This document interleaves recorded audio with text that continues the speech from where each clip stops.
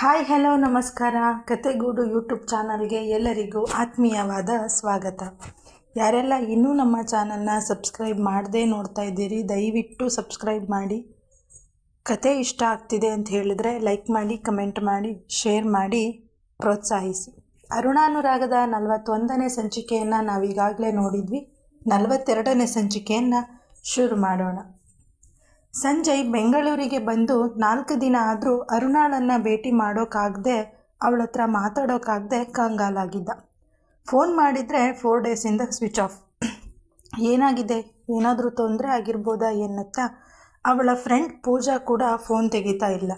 ಏನು ಮಾಡೋದು ಇವಾಗ, ಕ್ಷಣ ಕ್ಷಣಕ್ಕೂ ಆತಂಕ ಜಾಸ್ತಿ ಆಗ್ತಿದೆ ಅಲ್ಲ ಎನ್ನುತ್ತಾ ಆಸ್ಪತ್ರೆಯ ತನ್ನ ಕ್ಯಾಬಿನ್ನಲ್ಲಿ ಅರುಣ ಬಗ್ಗೆನೇ ಯೋಚಿಸುತ್ತಾ ಕುಳಿತಿದ್ದ. ಸ್ವಲ್ಪ ಹೊತ್ತಿನ ಬಳಿಕ ಏನೋ ನೆನಪಿಗೆ ಬಂದಂತಾಗಿ ತಕ್ಷಣವೇ ರಿಸೆಪ್ಷನಿಸ್ಟ್ಗೆ ಫೋನ್ ಮಾಡಿ, ಡಾಕ್ಟರ್ ಸಂಜಯ್ ಪೇಷಂಟ್ ಲಿಸ್ಟಲ್ಲಿ ಹಾರ್ಟ್ ಪೇಷಂಟ್ ಮಿಸ್ಟರ್ ಮಂಜುನಾಥ್ ಅವರ ಡೀಟೇಲ್ಸ್ ಮತ್ತು ಅಡ್ರೆಸ್ ಫುಲ್ ಕಳಿಸಿಕೊಡಿ ನನ್ನ ಕ್ಯಾಬಿನ್ಗೆ ಎಂದು ಹೇಳಿ ಫೋನ್ ಕಟ್ ಮಾಡ್ದ. ಅವನ ಅಣತಿಯಂತೆ ಮಂಜುನಾಥ್ ಅವರ ಅಡ್ರೆಸ್ ಜೊತೆಗೆ ಪೂರ್ತಿ ಡೀಟೇಲ್ ಡಾಕ್ಟರ್ ಸಂಜಯ್ ಟೇಬಲ್ ಮೇಲೆ ತಂದಿಟ್ಟನು ವಾರ್ಡ್ ಬಾಯ್.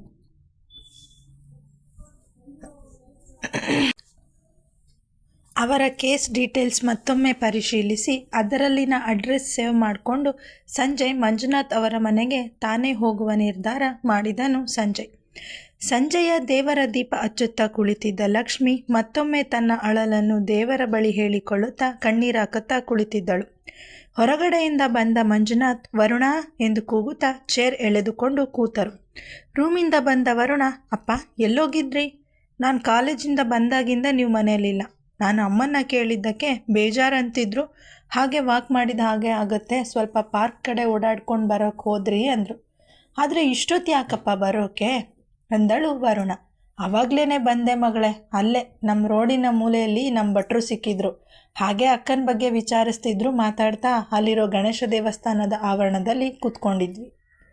ನಮ್ಮ ಅರುಣಾಗೆ ಒಳ್ಳೊಳ್ಳೆ ಸಂಬಂಧ ಹುಡುಕಿದಾರಂತೆ. ನೀವೊಂದು ಸರಿ ಫೋಟೋಸ್ ನೋಡಿ ಅದರಲ್ಲಿ ಯಾರು ಇಷ್ಟ ಆಗ್ತಾರೋ ಅವ್ರ ಮನೆಗೆ ಹೋಗಿ ಮುಂದಿನೋದು ಮಾತಾಡೋಣ ಅಂದರು.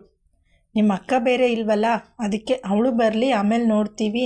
ಅವಳು ಕೆಲಸದ ಮೇಲೆ ಹೋಗಿದ್ದಾಳೆ, ಬಂದ ದಿನ ಫೋನ್ ಮಾಡ್ತೀವಿ, ಮನೆಗೆ ಬಂದು ಬಿಡಿ ಅಂತ ಹೇಳಿದೆ. ಹೌದು, ವರುಣ ಏನಾದರೂ ಫೋನ್ ಮಾಡಿದ್ಲಾ ಅರು ಅಂತ ಕೇಳಿದ್ರು. ಅವಳ ಹತ್ರ ಮಾತಾಡಿ 4 ದಿನ ಆಗ್ತಾ ಬಂತು. ಇಲ್ಲಪ್ಪ, ಅಕ್ಕ ಫೋನ್ ಮಾಡಿಲ್ಲ. ಇನ್ನೇನು, ನಾಳೆ ಬರ್ತಾಳಲ್ಲ ಬಿಡು, ದಿನ ಪೂರ್ತಿ ಕೂತು ಮಾತಾಡುವಂತೆ. ನಿಂಗೆ ಅವಳ ಮೇಲೇ ಪ್ರೀತಿ ಜಾಸ್ತಿ. ನಾನು ಇಲ್ಲೇ ಇದ್ದರೂ ನನ್ನ ಹತ್ರ ಅವಳಷ್ಟು ಮಾತಾಡಲ್ಲ ಎನ್ನುತ್ತಾ ಮುಖ ಊದಿಸಿಕೊಂಡು ಕೂತಳು ವರುಣ. ಅಯ್ಯೋ ಮುದ್ದು ಬಂಗಾರ, ನಂಗಿಬ್ರು 2 ಕಣ್ಣುಗಳಿದ್ದ ಹಾಗೆ. ಒಂದು ಕಣ್ಣು ಹೆಚ್ಚು, ಒಂದು ಕಣ್ಣು ಕಡಿಮೆ ಅನ್ನೋ ಮಾತೇ ಇಲ್ಲ. ಇಬ್ಬರೂ ನನ್ನ ಜೀವನದ ಬೆಳಕು ಕಂದ. ಅವಳು ದೊಡ್ಡವಳು, ಮನೆ ಜವಾಬ್ದಾರಿನೆಲ್ಲ ಹೊತ್ತಿದ್ದಾಳೆ. ಹಾಗಾಗಿ ಅವಳಿಗೆ ಬೇಕಾದ ಸಲಹೆ ಸಹಾಯಕ್ಕೆ ಅವಳ ಹತ್ರ ಮಾತಾಡ್ತೀನಿ ಅಷ್ಟೆ ಎನ್ನುತ್ತಾ ಪಕ್ಕದಲ್ಲಿ ಊದಿಸಿಕೊಂಡು ಕೂತವಳ ತಲೆ ನೇವರಿಸಿದರು ಮಂಜುನಾಥ್. ವರುಣ ಅಪ್ಪ ನನ್ನ ತಬ್ಬಿ, ನನ್ನ ಮುದ್ದು ಅಪ್ಪ ಎಂದು ಮುತ್ತಿಟ್ಟಳು. ಅಷ್ಟರಲ್ಲಿ ಪೂಜೆ ಮುಗಿಸಿ ಹೊರಬಂದ ಲಕ್ಷ್ಮಿ, ಸಾಕು ಅಪ್ಪ ಮಗಳು ಮಾತಾಡಿದ್ದು, ವರು ಹೋಗು, ಅಪ್ಪನಿಗೆ ಒಂದು ಲೋಟ ಕಾಫಿ ಮಾಡ್ಕೊಂಡು ಬಾ ಎಂದರು. ಹೋಗಮ್ಮ, ನೀನೇ ಮಾಡು, ಅಪ್ಪ ಮಗಳು ಸ್ವಲ್ಪ ಹೊತ್ತು ಮಾತಾಡೋಣ ಅಂದರೂ ಬಿಡಲ್ಲ.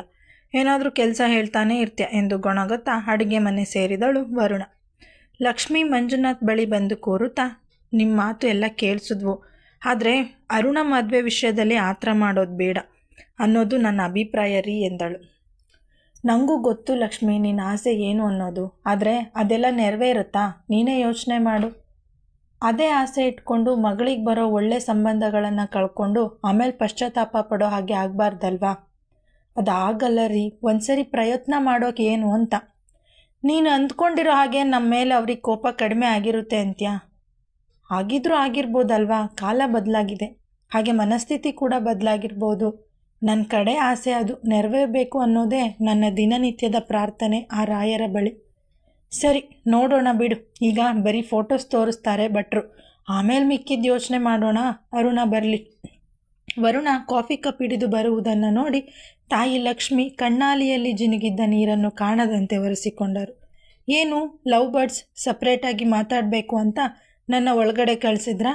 ಪರವಾಗಿಲ್ಲ, ಮಾತಾಡಿ, ನಾನು ರೂಮ್ಗೆ ಹೋಗ್ತೀನಿ ಎಂದು ಇಬ್ಬರಿಗೂ ಕಾಫಿ ಕೊಟ್ಟು ರೇಗಿಸಿದಳು. ಲಕ್ಷ್ಮಿ, ಅಯ್ಯೋ ನಿನ್ನ ಎಂದು ಅವಳ ಕಿವಿ ಹಿಂಡುತ್ತಾ ಮಾತು ಜಾಸ್ತಿ ಆಯಿತು ನಿಂದು ಎಂದು ಮುದ್ದಿಸಿದರು. ಹೊರಗಡೆ ಕಾರ್ ಹಾರ್ನ್ ಸೌಂಡ್ ಕೇಳಿ ಕಾಫಿ ಕುಡಿಯುತ್ತಾ ಇದ್ದ ಮಂಜುನಾಥ್ ಯಾರು ನಮ್ಮನೆಗೆ ಬಂದಿದ್ದಾರೆ ನೋಡ್ತೀನಿ ಯಾರಂತ ಎಂದು ಹೇಳೋಕೆ ಹೋದ.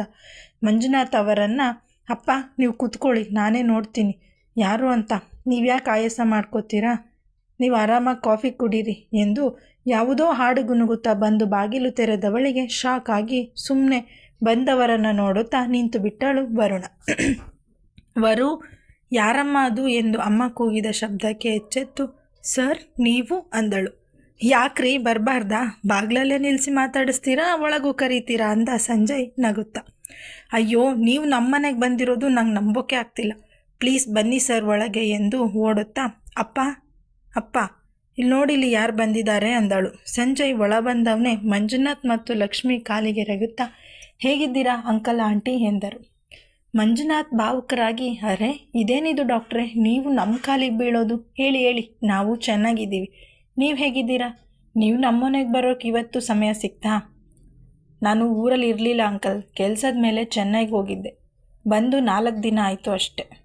ಹಾಗೆ ಇಲ್ಲೇ ಹತ್ತಿರದಲ್ಲಿ ನನ್ನ ಫ್ರೆಂಡ್ ಮನೆಗೆ ಬಂದಿದ್ದೆ, ನಿಮ್ಮನ್ನು ನೋಡಿ ಮಾತಾಡಿಸಿ ತುಂಬ ದಿನ ಆಗಿತ್ತಲ್ಲ ಹಾಗಾಗಿ ಬಂದೆ. ಒಳ್ಳೆ ಕೆಲಸ ಮಾಡಿದ್ರಿ ಡಾಕ್ಟ್ರೆ, ಅದು ಬಡವನ ಮನೆಗೆ ಶ್ರೀಕೃಷ್ಣ ಬಂದಂಗಾಯಿತು. ಬನ್ನಿ ಕೂತ್ಕೊಳ್ಳಿ, ಇವತ್ತು ಇಲ್ಲೇ ಇದ್ದು ರಾತ್ರಿ ಊಟ ಮಾಡಿಕೊಂಡೇ ಹೋಗಬೇಕು. ಅಯ್ಯೋ ಅಂಕಲ್ ನೀವು ಅವತ್ತು ನಮ್ಮಲ್ಲಿ ನೀನು ಒಬ್ಬ ಅಂದು ಇವತ್ತು ಬೇರೆ ಮಾಡ್ತಾಯಿದ್ದೀರಾ, ಊಟ ಎಲ್ಲ ಏನೂ ಬೇಡ, ಸುಮ್ಮನೆ ಮಾತಾಡಿಸ್ಕೊಂಡು ಹೊಡ್ತೀನಿ, ಸ್ವಲ್ಪ ಕೆಲಸ ಇದೆ. ಮನೆಯವ್ರ ಜೊತೆ ಮಾತಾಡ್ತಿದ್ರು ಸಂಜಯ್ ಕಣ್ಣುಗಳು ಅರುಣಾಳನ್ನೇ ಹುಡುಕ್ತಿದ್ವು. ಅದೆಲ್ಲ ಹೇಗಾಗತ್ತೆ, ಅಪರೂಪಕ್ಕೆ ಬಂದಿದ್ದೀರಾ, ಊಟ ಮಾಡಿಕೊಂಡು ಹೋಗಬೇಕು ಸರ್ ನೀವು. ಬಾವರು ಏನಾದರೂ ಸಿಹಿ ಮಾಡೋಣ. ಅಯ್ಯೋ ನೀವೆಲ್ಲ ಸರ್ ಡಾಕ್ಟ್ರೇ ಅಂತ ಕರಿತಿದ್ರೆ ನಾನು ಯಾರೋ ಬೇರೆಯವನು ಅನಿಸುತ್ತೆ, ಸಂಜಯ್ ಅನ್ನಿ ಸಾಕು, ನಾ ನಿಮ್ಮ ಮಗನ ಥರ ಫೀಲ್ ಮಾಡ್ತೀನಿ ನಾನು. ಆಯ್ತಪ್ಪ ನಿಂಗೆ ಎಷ್ಟು ದೊಡ್ಡ ಮನಸ್ಸು, ನಮ್ಮಲ್ಲಿ ನೀನು ಒಬ್ಬ ಆಗಿರೋದು ನಮಗೆಲ್ಲ ತುಂಬ ಖುಷಿ. ನಿನ್ನಂಥ ಒಳ್ಳೆ ಮನಸ್ಸಿರೋರೇ ನಮ್ಮ ಅರುಣ ಕೈ ಹಿಡಿದ್ರೆ ಎಷ್ಟು ಖುಷಿ ಆಗತ್ತೆ. ದೇವರು ಯಾವಾಗ ನಮ್ಮ ಪ್ರಾರ್ಥನೆಗೆ ಅಸ್ತು ಅಂತಾನೋ. ಮಂಜುನಾಥ್ ಮಾತಿಗೆ ಮನಸ್ಸಲ್ಲೇ ಖುಷಿ ಪಡುತ್ತಾ ನನ್ನಂಥ ಹುಡುಗ ಅಲ್ಲ ನಾನೇ ಅನ್ಬಾರ್ದ ಅಂಕಲ್ ಎಂದುಕೊಳ್ಳುತ್ತಾ ವಾಸ್ತವಕ್ಕೆ ಬಂದು ಹಾಂ ಅಂಕಲ್ ಅಂದಂಗೆ ಅರುಣ ಅವರಲ್ಲಿ ಸುದ್ದಿನೇ ಇಲ್ಲ, ಫೋನ್ ಮಾಡಿದರೂ ಸಿಗಲಿಲ್ಲ ಅಂದ. ಅರುಣ ಕೆಲಸದ ಮೇಲೆ ಮುಂಬೈಗೆ ಹೋಗಿದ್ದಾಳೆ, ನಾಳೆ ಬರ್ತಾಳೆ, ನಮಗೂ ಫೋನ್ ಮಾಡಿಲ್ಲ, ಏನೋ ಒತ್ತಡದ ಕೆಲಸ ಇರಬೇಕು ಅನಿಸುತ್ತೆ, ನಾಳೆ ಬಂದಾಗ ನಿಮಗೆ ಫೋನ್ ಮಾಡೋಕೆ ಹೇಳ್ತೀನಿ ಬಿಡಿ. ಛೇ ಬಂದರೂ ಅರುಣನ ನೋಡೋಕ್ಕಾಗಲಿಲ್ಲ ಅಂದ್ಕೊಂಡು ಬೇಜಾರಲ್ಲಿ ಕೂತನು ಸಂಜಯ್. ಕತೆ ಮುಂದಿನ ಭಾಗದಲ್ಲಿ ಮುಂದುವರೆಯುವುದು. ಧನ್ಯವಾದಗಳು.